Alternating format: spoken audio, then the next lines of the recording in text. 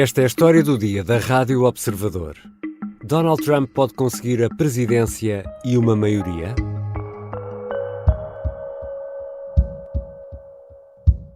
Four months from now, we will have an incredible victory, and we will begin the 4 greatest years in the history of our country.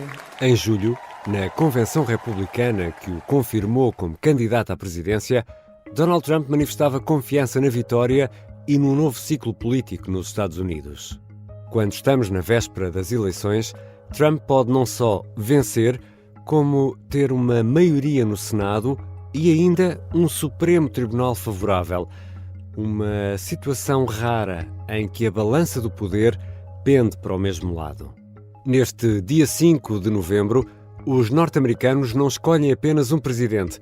Vão eleger senadores, congressistas, governadores, juízes, procuradores, xerifes e até apanhadores de cães. E ainda vão ter de tomar opções em referendos locais. Neste episódio da História do Dia, vou conversar com Bruno Cardoso Reis, que está em Washington. Vamos perceber que a ideia de que na América é tudo em grande também se aplica ao boletim de voto. Eu sou o Ricardo Conceição e esta é a História do Dia, de segunda-feira, 4 de novembro.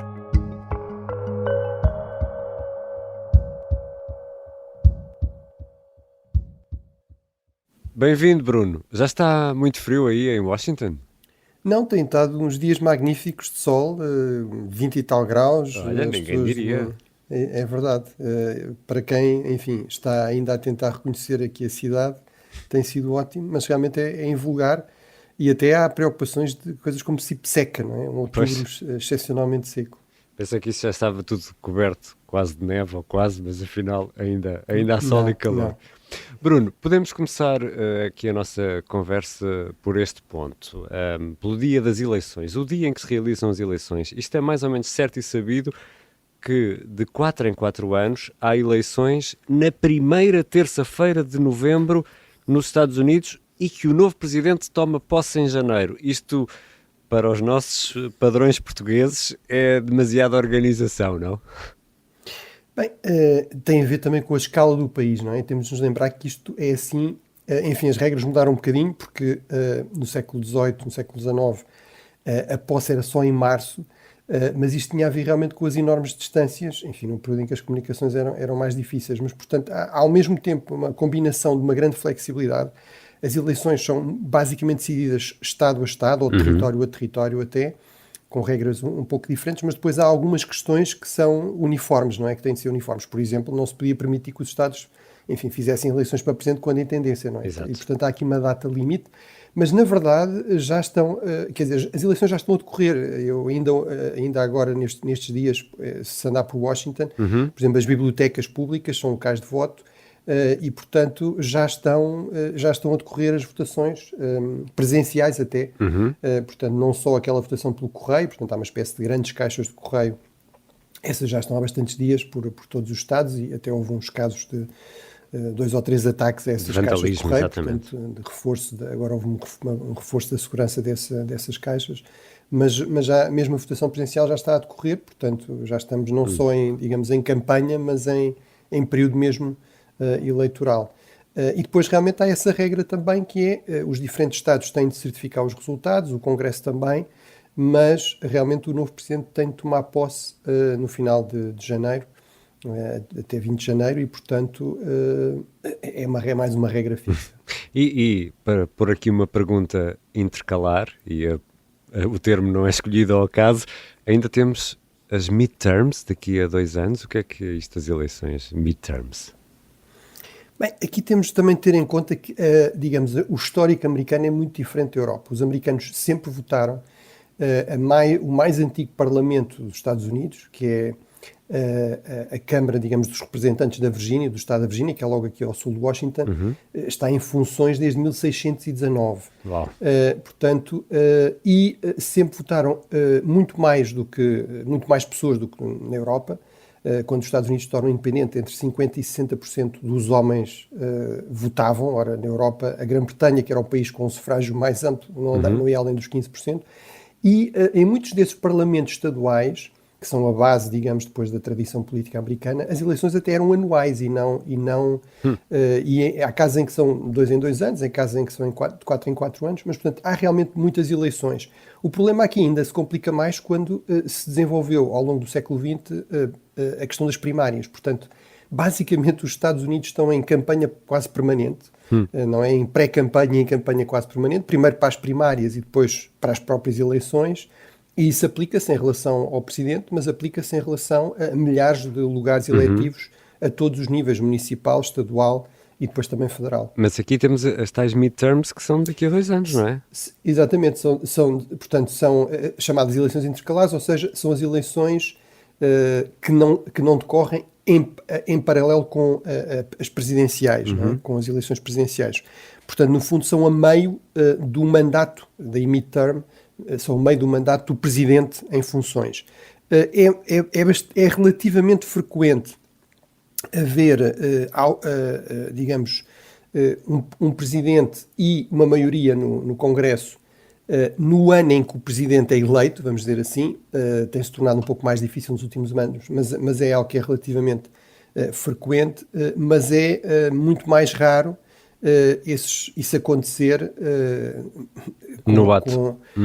Portanto, naquele período intercalar do mandato. Não é? Eu estava aqui a ver os números, há estatísticas para tudo nos Estados Unidos, mas realmente 16 de 21 presidentes desde o início do século XX realmente conseguiram ter uma maioria no Congresso, mas, portanto, claramente a grande maioria, mas, de facto, o número de vezes em que depois essa maioria se mantém nos midterms conta-se pelos dedos de uma mão, portanto, é realmente excepcional. Então vamos concentrar-nos aqui no dia 5 de novembro e vamos ter, acho que podemos dizer isto, centenas de eleições um pouco por todo o país. Consegues descrever-nos, Bruno, como é mais ou menos um boletim de voto aí nos Estados Unidos? Bem, realmente são muitas, enfim, centenas no sentido de eleições para órgãos estaduais, municipais e federais, mas, por exemplo, estamos a falar só para a maior parte dos parlamentos estaduais, portanto, têm mandatos de 2 anos, portanto, vão também eleições este ano. Só aqui, entre aspas, 11 governadores, portanto, os chefes do executivo de cada um destes 50 estados. Temos de nos recordar que os Estados Unidos são uma federação, não é? Mas, por exemplo, em termos dos parlamentos estaduais, que em muitos casos são bicamarais também, portanto têm 2 câmaras, estamos a falar de 5.800 lugares, digamos, a serem disputados este ano, só para os parlamentos deputados estaduais. em cada estado, não é? Exatamente. E depois temos, enfim, desde o xerife ao procurador-geral, aos juízes em alguns estados, ao apanhador de cães, ao apanhador de cães. Exatamente, há estados municípios onde isso é eleito. Ainda agora estive num município rural este fim de semana e, portanto, havia cartazes até mais sobre isso, sobre as eleições locais. Exato. Portanto, não só o Presidente da Câmara, mas esses vários cargos, do que até para as eleições, vamos dizer, nacionais, para Presidente. A questão, por exemplo, das escolas, mesmo aqui em DC, que é, digamos, uma região pouco competitiva, onde o Partido Democrático domina muito, mas há eleições muito competitivas, por exemplo, com imensos cartazes para os school boards, portanto, no fundo, para as direções no fundo, escolares. Os eleitores vão ter de escolher também o conselho diretivo da escola, do liceu? Sim, é uma espécie, quer dizer, há um conselho diretivo, diretores, digamos, professores, não é? Mas depois há, acima disso, aquilo que seria uma espécie de direção regional, vamos dizer assim, de educação, ou local de educação. Isso é eleito pelas pessoas, não é o governo central que nomeia, nem sequer o governo estadual que nomeia esses cargos. E obviamente há candidatos, e há listas candidatas. Há candidatos, exato, com alternativas. E, portanto, eu aliás, estive num concerto da Cyndi Lauper aqui no fim de semana passado, que foi um concerto de despedida, foi muito confessional, também ao estilo dela, e ela também com aquele estilo muito, digamos, muito popular ao mesmo tempo e muito genuíno, disse, bem, eu acho que vocês devem votar, divulgou um site onde as pessoas podem ir procurar informação sobre estes múltiplos candidatos, quais foram as posições que tomaram, etc. Porque ela disse, bem, não sei como é que é para vocês, mas para mim parece-me que voltei à escola, parece um teste de resposta múltipla e, portanto, eu tenho sempre medo de falhar e, portanto, mas este site ajuda, digamos, a ter mais informação. Portanto, são boletins muito complexos, porque também há depois referendos locais e regionais e estaduais. Por exemplo, aqui em DC há um referendo sobre alterar a lei eleitoral e permitir o voto, o rank choice vote, portanto um voto, digamos, de escolha múltipla, a pessoa coloca, este é o candidato que eu queria em primeiro lugar, em segundo, em terceiro, depois há uma espécie de apuramento, digamos, ponderado, tendo em conta essas questões. Portanto, realmente são boletins bastante grandes, longos, vários e com muitas opções. Bruno, e só para terminarmos esta parte da conversa, eu não acho irresistível essa parte do xerife e também dos juízes e dos procuradores, ou seja, são os cidadãos que escolhem quem é o chefe da polícia e quem é o juiz. Isso, para a nossa cabeça, confesso, é um bocadinho confuso. Sim, acontece muito mais com os procuradores-gerais, isso é basicamente a regra. Aliás, a própria Kamala Harris foi eleita como procuradora-geral, por exemplo, do Estado da Califórnia, do que para juízes, portanto aí varia muito de Estado para Estado. Eu diria, é mais democrático, é impossível. É claro que é preciso qualificações mínimas, não é qualquer pessoa que pode ser eleita juiz ou procurador, não é? É preciso ter, portanto, aí ter aquelas qualificações jurídicas, vamos dizer. Mas, apesar de tudo, cria problemas. Por exemplo, um dos problemas clássicos foi o sul dos Estados Unidos. Basicamente era impossível condenar brancos que tivessem, enfim, linchado, ou seja, assassinado negros, afro-americanos, porque o júri muitas vezes absolvia essas pessoas, ou o juiz depois, o próprio juiz decretava penas completamente simbólicas, etc. Portanto, isso cria esses problemas. Por outro lado, há realmente um grande sentimento, digamos, de identificação. A questão do xerife também, ou seja, o chefe da polícia local, se quisermos, da polícia municipal, aqui há muitas polícias, não é? Mas realmente esse é, por regra, também eleito. Obviamente depois há também as polícias federais, o FBI, etc. E também há aquele clássico, até nos filmes policiais americanos, da disputa de jurisdição. Exatamente. É? Portanto, o cadáver está aqui, isto é do FBI, ou é da polícia estadual, ou é da polícia local. Mas, portanto, surge também destas peculiaridades, de facto, de um país, lá está, muito grande, muito diverso, e muito federalizado, quer dizer, onde o Estado Central é bastante forte, mas onde os Estados, estes 50 Estados, também têm muitos poderes, e onde as pessoas realmente se habituaram, desde sempre, a ter voto em muitas decisões, que realmente, por exemplo, na Europa, nós consideramos normal que não passem por aí pelo voto.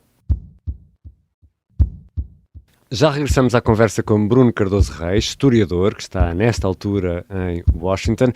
Se vencer, pode Trump conseguir uma maioria também no Congresso?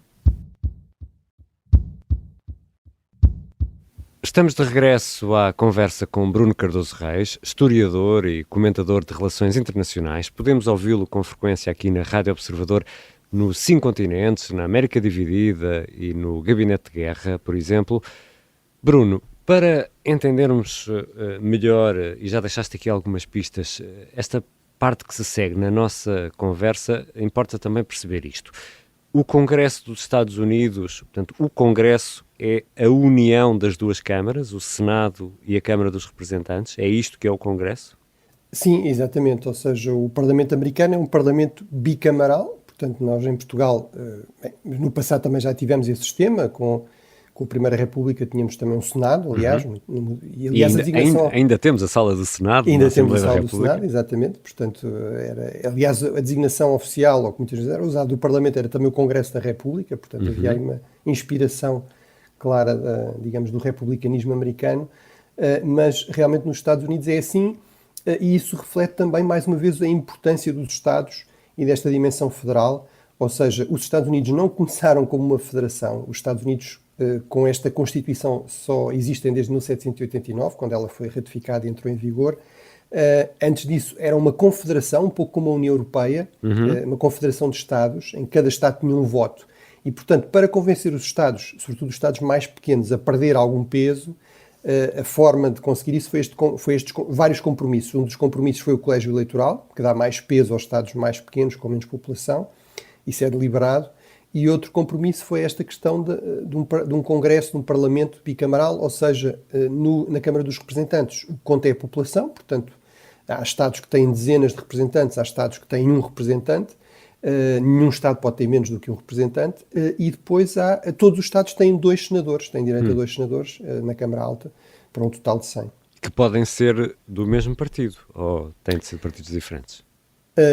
Não, portanto, aí depende do voto, portanto, aí não há essa questão. O que existe sim, por exemplo, na questão do Senado, isso é bastante claro, também é esta questão que é, Bem, em todos eles, basicamente, são círculos uninominais. Portanto, quer para representantes, quer para o Senado, não há esta questão das listas, como nós temos também em Portugal e em muitos países da Europa.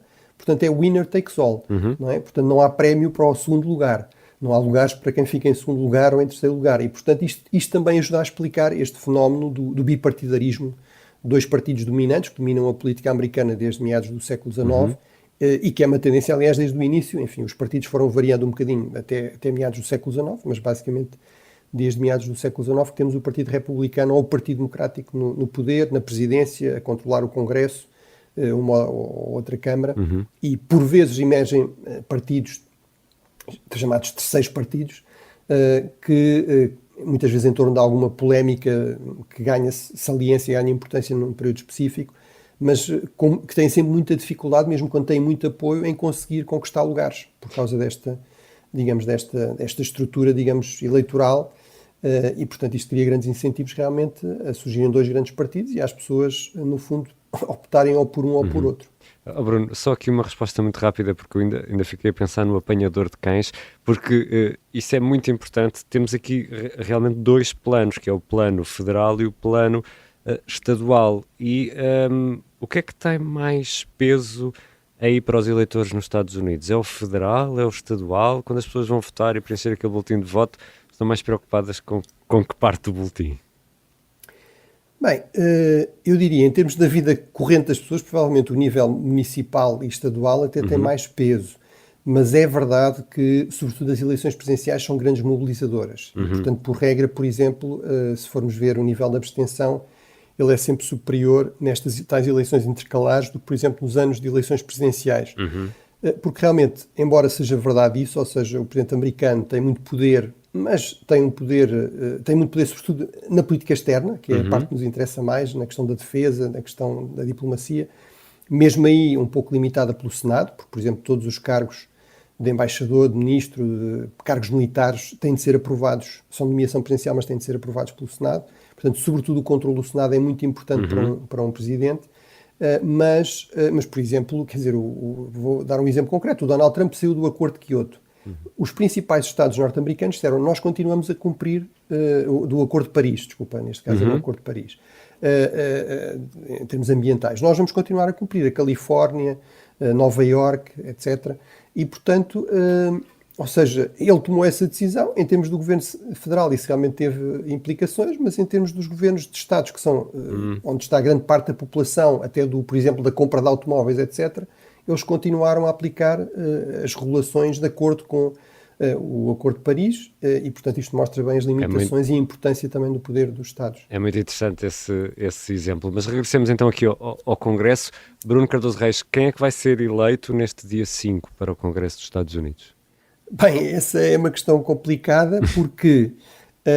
complicada, sobretudo em relação ao Senado. Em relação ao Senado, nós temos esta característica ainda especial, que é os senadores têm mandatos de 6 anos. Portanto, isto significa que, e optou-se também, nesta lógica de divisão de poderes, de criar pesos e contrapesos, optou-se por renovar 1/3 do Senado cada 2 anos. Portanto, em cada eleição só 1/3 dos senadores é que vão a eleições. Qual é aqui a questão, sobretudo para o Partido Democrático? É que, por azar para eles, este ano eles tinham quase, portanto, temos 34 lugares a votos na eleição deste ano, de senadores. Os democratas têm o dobro dos lugares em disputa do que os republicanos, ou seja, há o dobro de lugares de senadores democratas que têm de ir a eleições do que republicanos. Pior ainda, basicamente todos os senadores, digamos, democratas que têm de ir a eleições foram em estados em que Trump venceu. E, portanto, eu estava aqui a ver as últimas, digamos, de um chamado Cook Report, que é um organismo, digamos, de referência em relação às eleições e que atribui, digamos, probabilidades em relação a, enfim, quem é que poderá ganhar. No caso dos democratas, temos 23 lugares em disputa. De acordo com este Cook Report, há 4 que estão basicamente empatados, ou seja, em que poderão vencer os republicanos, por outras palavras. Por exemplo, na Pensilvânia, o senador Casey, por exemplo, no Ohio, Sherrod Brown. Há um que é quase certo que vai deixar de ser democrata, que é do Montana, o senador Tester, e há um que é absolutamente claro que será republicano por uma maioria esmagadora, que é a Virgínia Ocidental, onde havia um democrata muito popular e muito conservador, aliás, o Joe Manchin, que decidiu não concorrer desta vez e, portanto, os democratas não têm qualquer hipótese. Portanto, pelo menos vão perder um lugar, provavelmente vão perder 2 e podem perder 6. No caso dos republicanos, só temos 11 lugares em disputa. De acordo com o Cook Report, neste momento nenhum desses lugares está empatado. Há 2 que provavelmente serão republicanos, mas com margens pequenas, no Nebraska e no Texas. Um que é ainda mais solidamente republicano, mas apesar de tudo por margens um pouco curtas, na Flórida. Portanto, estamos a falar aqui já agora, por curiosidade, no Texas, do Ted Cruz, que é um senador com bastante visibilidade. Está um pouco em risco, vamos dizer assim, mas, portanto, isso significa que realmente é bastante provável que os republicanos consigam vencer, digamos, consigam uma ligeira maioria no Senado, até porque a maioria dos democratas era apenas de um lugar, e para isso precisavam de somar uma série de independentes, como o Bernie Sanders, por exemplo, mas que estão, no fundo, fazem parte do grupo parlamentar dos democratas. Em termos da Câmara dos Representantes, aí só 10% dos lugares é que estão em jogo. Apesar de tudo, aí os números são bastante mais favoráveis aos democratas, e, portanto, é um pouco a inversão daqui das tendências em relação ao Senado. E, portanto, de acordo com o mesmo Cook Report, 14 lugares republicanos estarão em risco, talvez 11 democratas. Portanto, é provável que os democratas consigam uma ligeira maioria na Câmara dos Representantes. Consigam manter a Câmara baixa, não é? Exatamente. Agora, aqui a questão da presidência tem a sua importância. Se houver uma grande mobilização de votantes para votar em Trump, é possível que isso impacte as outras eleições, vamos dizer assim, sobretudo para o Congresso. A nível local, muitas vezes isso não tem depois impacto. E a mesma coisa se acabar por haver uma grande mobilização para Kamala Harris, e, portanto, isso pode impactar um pouco aqui estes números, mas então, à partida é esta a expectativa. Então podemos ter uma situação, eu diria que é rara, mas não sei se será assim tão rara ou não, porque, pelo que já explicaste aqui nesta nossa conversa, podemos ter, se Donald Trump vencer, podemos ter Trump na presidência, um Senado pró-Trump, e em caso de empate no Senado, quem desempata é o vice-presidente, portanto, também tem essa vantagem. E ainda podemos ter um Supremo Tribunal pró-Trump, porque a maioria no Supremo Tribunal, os últimos juízes, penso eu, terão sido ainda escolhidos por Trump. Isto é raro. Se Trump vencer, consegue ter uma margem confortável para governar, digamos assim? Sobretudo a questão do Supremo Tribunal. Isso depende muito do acaso. Basicamente é um cargo vitalício. E realmente, não só por acaso, mas também porque lá está, o controle republicano no Senado, mesmo com presidentes democratas, permitiu, no caso do Obama, eles adiaram 6 meses, recusaram-se a discutir o nome que Obama propôs, alegando que ia haver eleições, e depois a seguir, no mandato de Trump, 2 ou 3 meses das eleições, aceleraram a nomeação de mais um juiz nomeado. Portanto, Trump conseguiu nomear 3 juízes, ou seja, 1/3 do Supremo Tribunal. Não só 6 em 9 são de nomeação republicana, mas 3 foram nomeados por Donald Trump. Isso é realmente excepcional, é bastante raro, e, portanto, parece estar a ter algum reflexo, enfim, em decisões bastante controversas, com divisões também muito com alinhamento partidário. Portanto, há muito esta percepção de que o Supremo está muito, se quisermos, partidarizado. Nem sempre isso acontece, embora se saiba que os juízes são nomeados ou por um partido ou por outro, mas realmente acontece neste momento haver muito essa percepção da parte da opinião pública. As sondagens todas mostram isso, e isso é problemático, porque é possível que o Supremo Tribunal seja chamado, e já está aliás a ser chamado, a resolver questões eleitorais. Ainda ontem, ou há uns dias, tomou uma decisão sobre a Virgínia, permitindo ao governador republicano eliminar uma série de eleitores que seriam não cidadãos, mas o problema é que essa informação pode estar desatualizada. Eles podem, entretanto, ter adquirido a cidadania, e há uma regra de 90 dias, durante 90 dias não se alterar o recenseamento, mas, portanto, o Supremo permitiu isso, para surpresa de muita gente, mas, enfim, de acordo com este alinhamento partidário. E depois a questão do Senado é realmente muito importante, porque quando se diz, Donald Trump, enfim, pode ter as suas ideias, mas depois há muita gente ponderada, moderada nos Estados Unidos. Ele não pode nomear quem quiser para os cargos. Bem, se tiver o Senado controlado pelo Partido Republicano, é um bocadinho assim. Ou seja, ou pelo menos pode com muito mais facilidade nomear ministros, enfim, mais alinhados com as ideias deles, pode nomear embaixadores mais alinhados com as ideias deles, pode nomear chefes militares. Ele disse que queria ter generais leais, como o Hitler tinha generais leais, não é? Portanto, pode nomear generais, enfim, com o acordo do Senado. E, portanto, desse ponto de vista, isso é um argumento que os democratas estão a utilizar, não é? Que há esse risco, não é? De Donald Trump, sobretudo com o Supremo Tribunal, parece estar muito alinhado com as suas ideias, e com o Senado, com o risco também de um Senado muito alinhado com os republicanos, de, no fundo, ter um poder discricionário ainda maior e usá-lo de forma errada, pelo menos na perspectiva dos democratas. Obrigado, Bruno, e aproveita esse sol outonal aí em Washington. Obrigado.